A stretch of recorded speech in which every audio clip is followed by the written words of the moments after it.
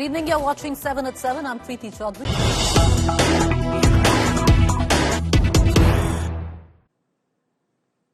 All right, let's take you now directly to Maharashtra. The Maharashtra MLC poll counting is underway. 11 MLC seats where 12 are in the fray. Maharashtra parties had moved their MLAs to a 5-star hotel. But word coming in, the Maha Yuti has bagged 8 seats so far. Congress 1 seat, 7 to 8. Congress MLAs have cross-voted.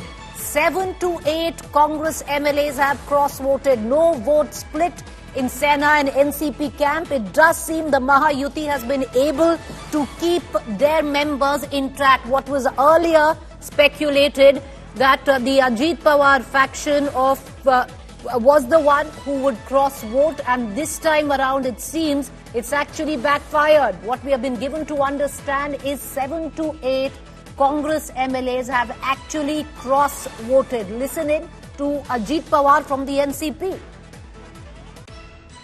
हमारे पास total voter थे 42, हमारे candidate को vote मिले 47, तो इसीलिए हमें 5 voter ज़्यादा मिले। 5 विधायकों ने हमें सपोर्ट किया है, उनका मैं शुक्रिया अदा करना चाहता हूं और धन्यवाद भी देना चाहता हूं और सबका अभिनंदन करना चाहता हूं।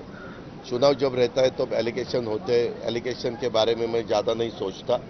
अपना काम करने का, विकास करने का और विकास के रास्ते से आगे जाने का। 12 candidates were vying for the 11 MLC seats, viewers, and something of a shocker has come across, because what was at least speculated was that the cross-voting could very well happen in the camp of the man you just heard, but not quite so. It's actually happened in the Congress camp. What we have been given to understand that Congress MLAs have cross-voted. Mustafa, my colleague, tracking developments, joining us live. Mustafa, right now, the Maha Yuti has bagged 8 seats and Congress just 1. Well, yes, the way these elections were placed when the nominations were filed, that Maha Yuti had the strength to win 9 out of 11 seats. Mahavikas Aghadi fielded 3 candidates. They had the votes to win 2 seats comfortably. So now the situation as it seems that Maha Yuti has done well. Only one candidate of the BJP, which is Sadabhau Khote, his votes are being, second preference votes are being counted. But all rest of the Maha Yuti candidates, be it 2 Shiv Sena candidates, 2 Ajit Pawar NCP candidates, or 4 out of 5 BJP candidates have won. So 9 candidates have won. 2 candidates the votes are being counted. The likely candidates who are going to win are Milind Narvekar from Shiv Sena UBT and Sadabhau Khote from BJP. So the peasants and workers parties, Jayant Patil, who was supported by Sharad Pawar, somewhere he has not been able to gather the strength or the votes to win these elections. But clearly, this council votes have proved that Maha Yuti is still strong. No cross-voting has happened in Maha Yuti, and they have been able to win almost all the seats as per their strength in the Maharashtra Legislative Assembly. Back to you. Mustafa, is there any word coming in that about 7 to 8 Congress MLAs have cross-voted? Well, it's part of the analysis of the votes, and I think it's the Congress will have to come out on the number of quota MLAs which were given per candidate, and which candidate has not gotten votes. Whether Milind Narvekar was assigned some votes from the Congress as he has not received it, that is something which will have to be checked. Jayant Patil was promised some votes from NCP Sharad Pawar. Whether he has gotten all these votes, that is something which will have to be checked, and also whether the candidates have voted, but they have voted in a manner that their votes have been deemed invalid. So that has also led to a loss. So these are things which are part of post-poll analysis. Once the results are coming out, the party strategists who had assigned this quota and MLAs will be actually going through it and what went wrong. Back to you. All right, Mustafa, we're going to come right back to you. Very interesting. Right now, the developments as they are taking place, we're going to keep a keen eye. Interesting because it did seem that there was cross-voting which was expected possibly from Ajit Pawar's camp. But having said that, right now it does seem Mahayuti has been able to hold on to the numbers and the seats that they were expected to, keeping in mind the number of MLAs that they have had in the assembly. On the other hand, till now, 8 seats, 11 in the fray, 11 seats up where MLCs are concerned, 12 candidates in the fray, 8 have been won by the Mahayuti and 1 by the Congress. With that, let's quickly cut across to the other big developing political news. The Samvidhan showdown has got bigger. 25th June will now be marked as Samvidhan Hatya Divas. Prime Minister Modi hailed the move, calling the 1975 emergency a day when Congress unleashed the dark days of history. While Amit Shah said the Divas is a tribute to those who suffered pain, torture, oppression during emergency, Samvidhan Hatya Divas will work to keep alive the flame of democracy. This is what Amit Shah said. He was quote-tweeted by the Prime Minister as well. The Congress, of course, has hit back, calling the announcement a headline-grabbing exercise by the government, and that it is the 4th of June that India will remember as Modi Mukti Divas.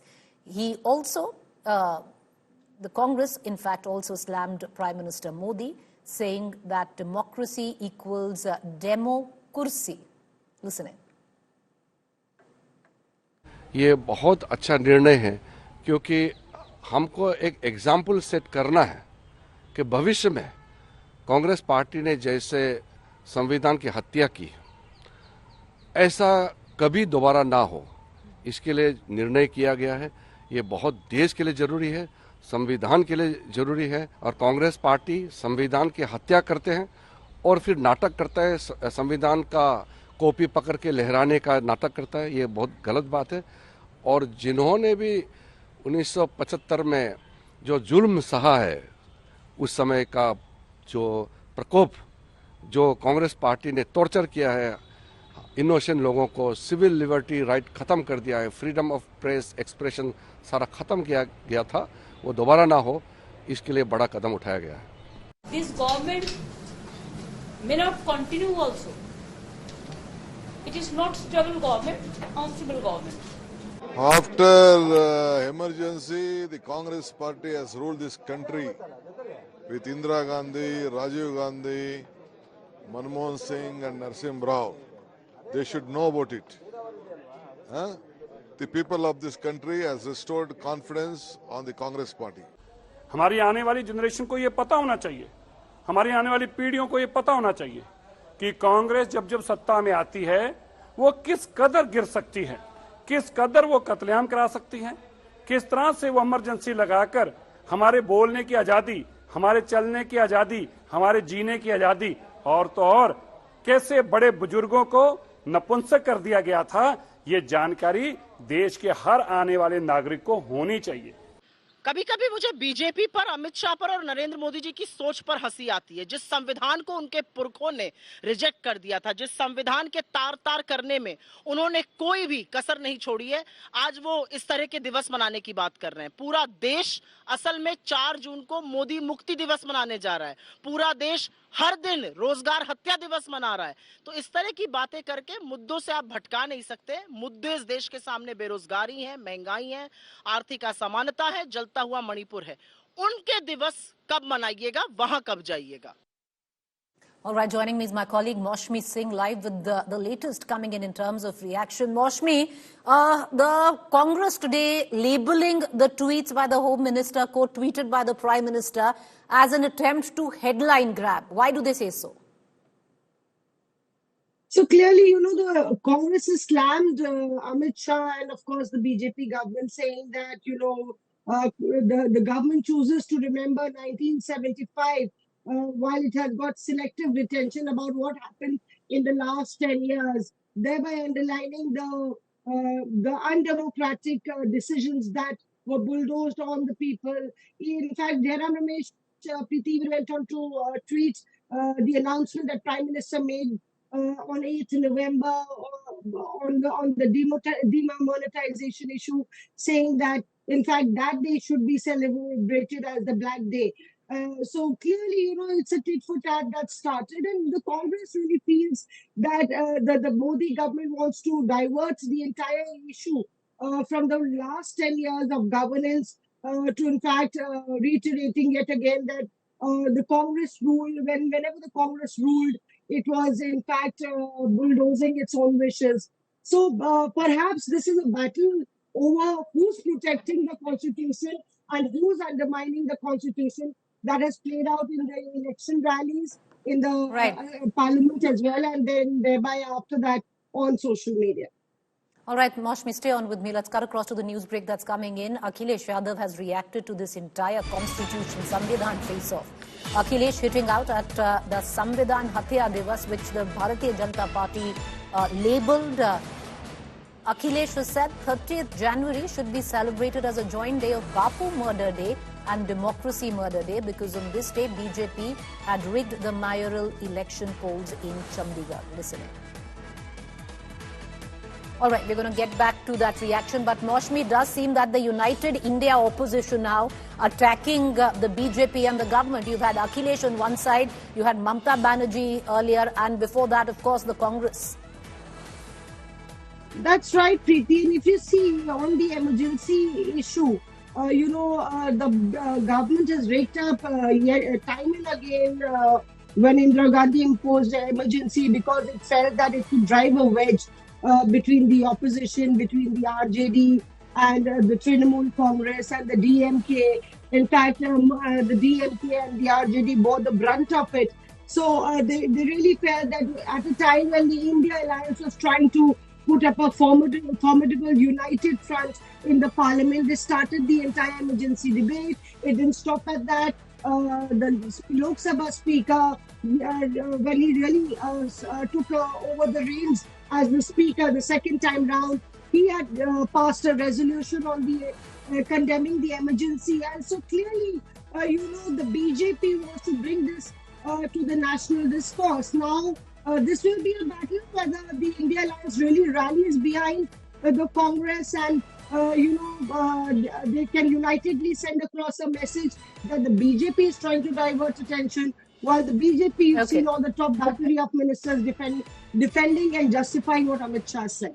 All right, Maushmi, appreciate you joining us. With that, we're going to quickly shift focus to the big fat Ambani wedding, where function after function, one really can't keep count. But today is the big day, and I'm going to hand it over for a brief while to my colleague Dipali, who's in the studio with me. Over to you, Dipali. Thank you so much, Preeti. It's the biggest and the grandest day. The final moment is here when we are going to witness Anant Ambani and Radhika Merchant getting married tonight. We've been seeing all the visuals coming in tonight from the red carpet. Anant Ambani, along with his family, Neeta Ambani, Mukesh Ambani, they all came to the carpet dressed in traditional outfits. Neeta Ambani wore Abu Jani, Sandeep Khosla. Isha Ambani too wore an outfit from Abu Jani, Sandeep Khosla. Then we have had so many celebrities coming in. Priyanka Chopra Jonas arrived with husband and singer Nick Jonas. We saw John Cena tying safa and dancing in the barat. These lovely visuals came in from the evening ahead of the wedding. We are waiting for the Varmala and of course the Peras, which are scheduled for 9:30 as of now. And the long list of celebrities which we saw coming in tonight for the Shadi was, of course, Aryan Khan, Suhana Khan, superstar Rajnikant, Varun Dhawan, Khushi Kapoor, Ananya Pandey. They were all dressed in color-coordinated and, of course, customized cholis, which had Anant Brigade written all over it. They are all going to perform. We are going to have like 50 artists performing tonight. Joining us live from the venue is our reporter, Hesha Chima. Hesha, if you can take our viewers through what's happening at the moment on ground, give us a sense of it all. Well, right now, Dipali, there's been mad hustle because after Priyanka Chopra and, Nick Jonas came in, it was insane because we had an exclusive footage of Priyanka fixing Nick's outfit just before they could come to the red carpet. So that was extremely cute.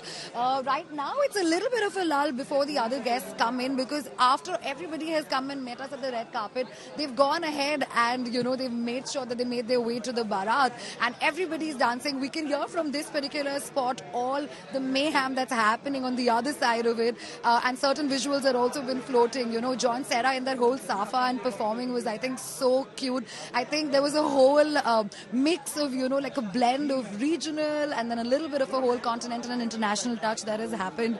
So yeah, we're also hoping for Shah Rukh Khan and Gauri Khan to come here super soon because Suhana and Ibrahim Gregor, and everybody's hoping that now very soon Shah Rukh and Gauri will also make their way here. Ranbir, Alia and the Bachchans, because Dipali, as you know, the Bachchans and the Ambanis have such a strong bond.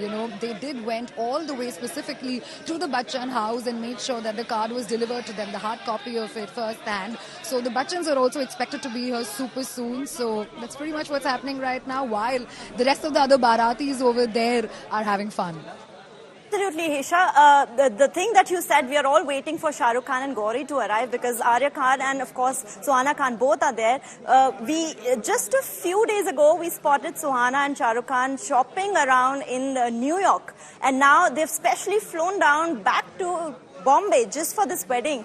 We are also seeing these fresh bands which are being tied to the guest. There's a blue band which I saw on the wrist of Atlee's wife, and then there's a red band which was tied to Madhuri Dixit and her family. What was that about? And also, I'm hearing that a lot of performances are going to be there, like at least 50 artists are going to perform, including Amit Trivedi, Diler Mehndi. We are going to see Ananya, Khushi and Shania all dancing. Even Karan Johar is a part of some performance, I'm hearing that. Well, Dipali, you're absolutely right in terms of what you're hearing. Let me add to that and also tell you that A.R. Rahman might also be performing, and he was also here some time back with his entire family at the red carpet. As far as the other young girls are concerned, which is Ananya and Suhana and Janvi and Khushi and Shania and all of them, they definitely will be performing because even before the festivities, or let me take you back also to the pre-wedding festivities, they all have been performing and dancing and having a good time. And yes, speaking of Shah Rukh and Suhana, while they were holidaying some time back, I feel Shah Rukh would no longer give this a miss, at least fingers crossed. That's what we are hoping, since Suhana is already over here with Aryan. Shah Rukh was there all the way, even in Jamnagar, for the pre-wedding festivities, and he has given, the Mumbai festivities and the celebrations a miss. But he is expected to be here for at least the Varmala ceremony, which is due to start at about 8:30, depending upon how much more delay happens due to the rains and a little bit of an up and down of the schedule, because at the end of the day, it's a grand shadi and these things are normal. Absolutely. Also take us through what exactly is the Varmala time, because we are already running behind the schedule. It was supposed to happen at 3 p.m. and the Varmala was expected to happen at 8 p.m. What's the current status at the moment for Varmala and the Pheras? Well, you're right. The Bharat started a little bit delayed, although we were scheduled to be here by 3 o'clock. It was about an hour and a half delay, and the schedule given to us for the Varmala was between 8 to 8:30. So, keeping that in mind, it can be slightly pushed. But, Dipali, let me highlight and tell you that Ambanis are absolutely religious, and since the fact there is a muhurat, for the Varmala and the Sindoor, and it is the main wedding, I feel they are definitely going to fast track everything so as, the muhurat is not gone short of. So, 8 to 8:30 is what we've been told, and I feel, given fact that most of the guests have also come in right now, we saw Rajnikant and Priyanka Chopra Jonas and Suhana and everybody else, Sanjay Dutt, so I feel this is the moment when they are going to actually speed track and fast track and make sure that the Ambanis don't miss out on the actual Muhurat, which was between 8 to 8:30. Absolutely. Thank you so much for joining us.